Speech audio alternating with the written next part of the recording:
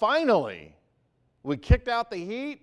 Now we have some rain showers. In fact, we got rain showers Friday night, and we continue moving into Saturday night with more rain showers. We got measurable rain scattered throughout the day. Some of those storms fired off right around 11 a.m. over the mountain zones, and then into the afternoon, kind of staggered out. 2, 5, 8, midnight tonight, more rain showers. We continue this weekend, so tomorrow afternoon on Sunday, we're going to have even more widespread coverage. Now, one of the hazards, or a couple of the hazards I was really worried about, was flooding. Flash flooding with some of these heavier downpours in our mountain zones, and then of course any burn scar area. If you're not familiar with a burn scar, that's a previously burned zone wildfire, previously burned with an incline slope. So when you get heavy rain over that, there's really no vegetation to hold back that rain. So it just slides right down. You get the debris flow. I don't want to jinx it. I don't want to mention it, but it happened this past summer up a road a ways. So we're going to be monitoring this situation. These storms are moving. That's the good thing. They're not parked over one particular area. So at least they're on the move, and we're getting a lot more of these showers and thunderstorms. We are still able to squeeze out hotter than average temperatures. In fact, let me rephrase that. This is exactly where Grand Junction needs to be this time of the year. So with the increased humidity today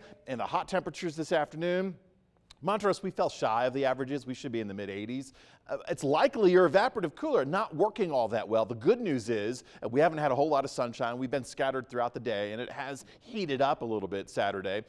But with the wind and some of the showers and some of the thunderstorm-associated gusts, I think it's tolerable. And then, of course, we get into Sunday, and we'll have even more of a drop in temperatures because the cold front will still be approaching. Now, all of this has begun really with two systems: high pressure system to our east, low pressure system to our west, both of them working together to drive in like a conveyor belt. First, this high pressure system grabbing up the Gulf of Mexico moisture, streaming it right in, and this continues to retrograde further to the west. Meanwhile, we have this Pacific Northwest storm system. If we didn't have this cold front, then this would entirely, without a doubt, be a monsoon pattern. But because we have this cold front caveat, it's monsoon-like. But hey, I'm not going to argue apples and oranges. We're still getting this driving force from both areas, the Gulf of Mexico, also the Eastern Pacific. That cold front and that low pressure system that's dropping down along the west coast,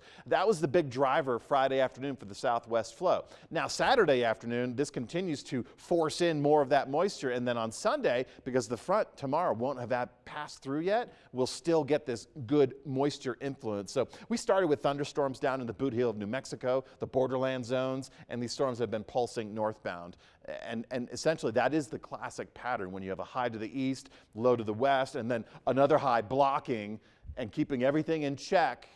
Not a lot of movement with those weather patterns, and you get that south to north storm motion. Now usually we see the storm motion from the northwest to the southeast.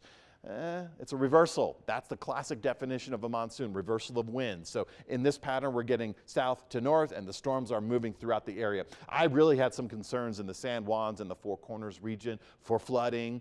Down into the desert washes, you get those dry arroyos that could fill up and move quickly. If you're out in Slot Canyon country, you don't even have to be under a rain cloud. A storm cloud could be developing miles and miles and miles and miles away and then create that flooding zone. So best to know where you are and where the storms are. And again, everything is coming from the south to the north, so just look southward for storm coverage, storm opportunities. Sunday, this cold front actually will make an advancement. Today's location still in Utah. Tomorrow's location just knocking on the door. And with tomorrow's approach of the cold front, we're going to get some stronger wind speeds. So greater than today, and I'm not even talking about thunderstorm associated gusts because we've been recording those 45, 55, and 65 mile per hour blasts since Friday. So this is just the wind from this mechanism, this cold front, which is the difference between cooler temperatures, warmer, muggier conditions, dry conditions behind. So again, more widespread showers and thunderstorms moving in for tomorrow afternoon. Lingering into Monday, that is a possibility, but we also have less warm temperatures to look forward to for the next 48 hours as a result of that cold front. And then we do recover for the midweek, but I'm going to tell you this, getting into the middle of next week with some of these temperatures in the low 90s, that's where we should be. But it's going to feel a little muggy. I know it sounds silly to say right here in the desert regions, the western slope of Colorado, but I think your evaporative coolers will be hard pressed to work once we get out of the beginning of next week. End of next week, that's another story. We may see another repeat storm pattern. So again, that is something we get to look forward to, and we may be looking at red flag warnings Monday as a result of the increase in wind speeds and the quickly drying conditions.